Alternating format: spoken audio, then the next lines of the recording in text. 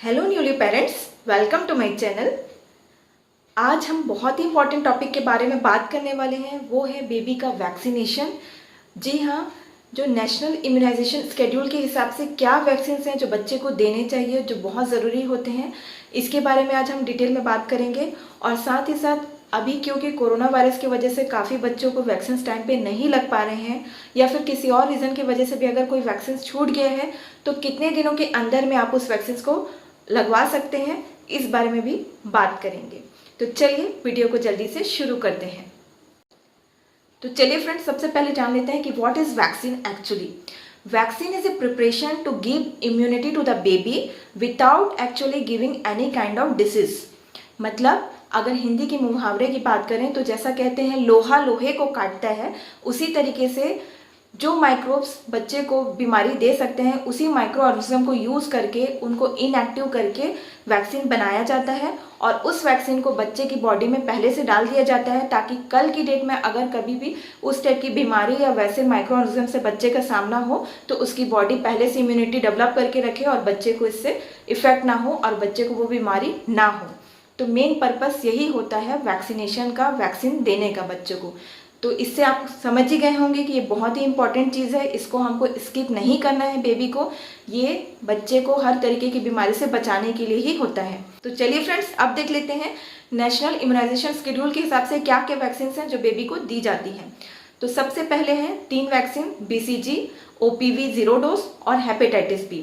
BCG दिया जाता है ट्यूबरक्लोसिस के बचाव के लिए, हेपेटाइटिस बी दिया जाता है हेपेटाइटिस के बचाव के लिए, और OPV मतलब ओरल पोलियो वैक्सीन जो दी जाती है वो पोलियो के बचाव के लिए ये ड्रॉप पिलाई जाती है।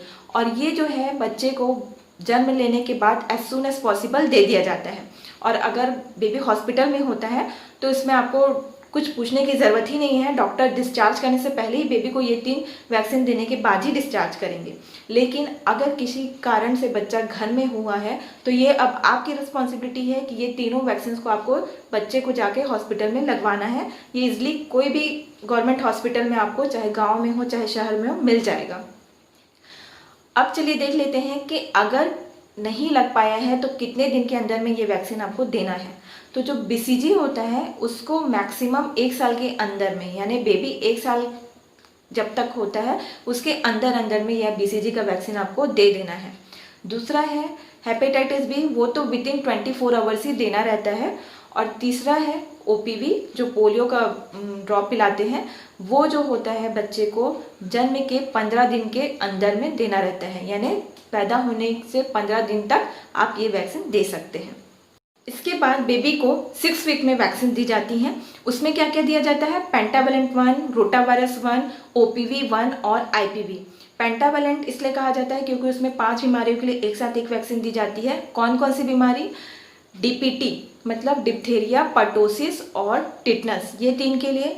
और हेपेटाइटिस बी चौथा, 5वां है ह्यूमन इन्फ्लुएंजा टाइप बी, ये 5 के लिए पेंटावेलेंट 1 दिया जाता है। और रोटा वायरस जो होता है, रोटा वायरस की बीमारी से बचाव के लिए दिया जाता है, जिसमें कि बच्चों को जनरली डायरिया जैसी दिक्कत होती है, उसके बचाव के लिए। तीसरा होता है OPV ओरल पोलियो ड्रॉप्स दिया जाता है, और IPV इंजेक्टेबल रूप में भी पोलियो का खुराक दिया जाता है। इसी का सेकेंड डोज 10वें हफ्ते में दिया जाता है, मतलब 6 वीक के बाद सीधा 10 वीक में बच्चे को दिया जाएगा वैक्सीन, और यही सबका सेकेंड डोज दिया जाएगा। पेंटावेलेंट 2, रोटावायरस 2, OPV 2, यहाँ पे IPV नहीं देते। फिर जो 14 वीक्स होता है उसमें इसका थर्ड डोज दिया जाता है, पेंटावेलेंट 3, रोटावायरस 3, OPV 3, और यहाँ पे फिर से IPV का कुछ ड्रॉप्स फिर से दिया जाता है। इतने में बेबी के 6, 10 और 14 वीक्स की वैक्सीन कंप्लीट होती हैं। तो चलिए फ्रेंड्स, अब आपको बता देती हूँ मैं कि अगर कोई वैक्सीन आपकी छूट गई होगी 6वें, 10वें और 14वें हफ्ते की, तो आपको क्या करना है। इसमें जो टाइम पीरियड होता है पेंटावेलेंट का वो विदिन 1 ईयर रहता है बेबी के लिए।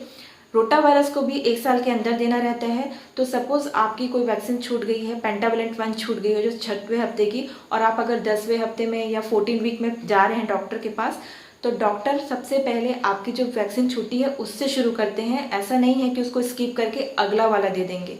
तो पहले आपका, अगर आप 10वें वीक में भी गए होंगे या 14 वीक में भी जाएंगे, तो सबसे पहले लगेगा बेबी को पेंटावेलेंट 1, उसके बाद उतने ही टाइम गैप में नेक्स्ट वैक्सीन लगता है। मतलब 10 वीक में अगर 1 लगा है तो 14 में 2 लगेगा और फिर 18 वीक में पेंटावलेंट 3 लगेगा। इसी तरीके से रोटा वायरस का भी लगता है। अब चलिए देख लेते हैं इसके बाद क्या वैक्सीन दी जाती है। इसके बाद सीधा 9 मंथ में बेबी को MR1 दिया जाता है मीजल्स और रूबेला के बचाव के लिए, और उसके साथ में विटामिन ए दिया जाता है नाइट ब्लाइंडनेस के बचाव के लिए। जो मीजल्स MR1 होता है उसका टाइम पीरियड रहता है देने का 9 से लेके 12 महीने के अंदर बच्चे को देना रहता है।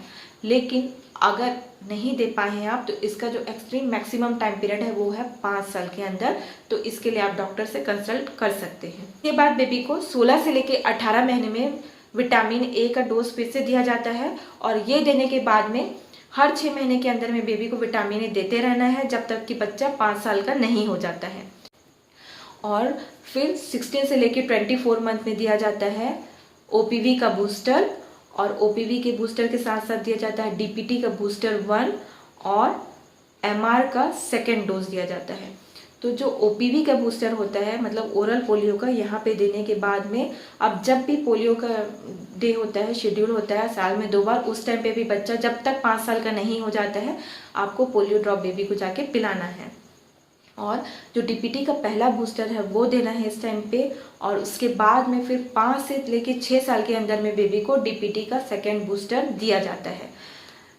और जो DPT का मैक्सिमम टाइम पीरियड होता है फ्रेंड्स वो होता है 7 साल। तो अगर आपका कोई बूस्टर छूट गया है तो आप जाके उस टाइम पे डॉक्टर से कंसल्ट करके वो भी दे सकते हैं।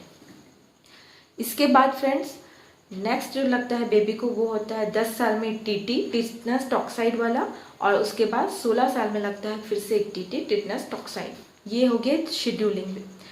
अब कोई स्पेसिफिक एरिया है जहाँ पे इसके अलावा भी कुछ वैक्सीन लगती हैं, जैसे कि JE का वैक्सीन लगता है, जापानीज इंसेफेलाइटिस का वैक्सीन लगता है। वो जनरली 9 से लेके 12 महीने में जब मीजल्स का वैक्सीन लगता है उस टाइम पे दिया जाता है वैसे रीजन में जहाँ पे इसकी ज़रूरत है, जैसे कि UP हो गया, असम हो गया, बिहार हो गया, इस जगह पे ये दिया जाता है। तो 9 से लेके 12 महीने में इसका पहला डोज, और जो सेकेंड डोज रहता है वो रहता है 16 से लेके 24 माह के अंदर में। इतने में बेबी की वैक्सीन कंप्लीट हो जाती है as per government schedule. Now friends, I hope कि जो वैक्सीनेशन शेड्यूल मैंने कोशिश की आपको समझाने की इस वीडियो के थ्रू वो आपको प्रॉपर तरीके से समझ में आई हो। और इसी के साथ अगर आपको ये वीडियो अच्छी लगी हो तो मेरे चैनल को लाइक, शेयर एंड सब्सक्राइब करना ना भूलें। And bye friends, and thank you for watching.